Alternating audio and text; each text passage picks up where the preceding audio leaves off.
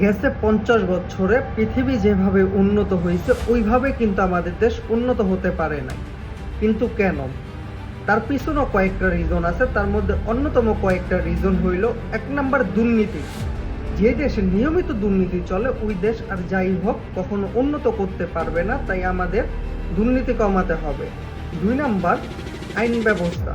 একটা মানুষ অকারেন্স করে, ক্রাইম করে, দুর্নীতি করে, অপরাধ করে, কিন্তু তার কোনো শাস্তি হয় না।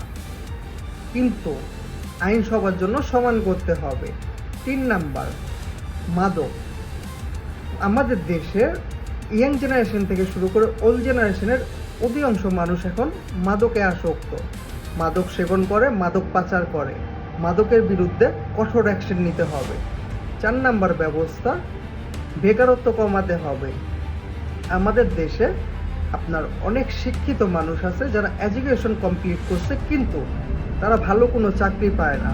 এই জিনিসটা দূর করতে হবে। বেকারত্ব দূর করতে পারলে আপনার অর্থনৈতিক অনেকটাই ভালো হয়ে যাবে। 5 নাম্বার আপনার শিক্ষা ব্যবস্থা উন্নত করতে হবে, প্রযুক্তি ভালো করতে হবে, শিল্প কারখানা বাড়াতে হবে। তাহলে দেখবেন আমাদের দেশ আগের থেকে কয়েক গুণ বেশি গ্রো করবে। আমার মনে হয় এই জিনিসগুলো যদি করে তাহলে আমাদের দেশ আগের থেকে বেশি ভালো হবে। এবং এটা সম্পূর্ণ আমার পার্সোনাল ওপিনিয়ন ছিল। সরকার কি করবে না করবে এটা একান্তই তার ব্যক্তিগত ব্যাপার। এবং এটা নিয়ে ফুল ভিডিও আসতেছে খুব শীঘ্রই ইনশাল্লাহ।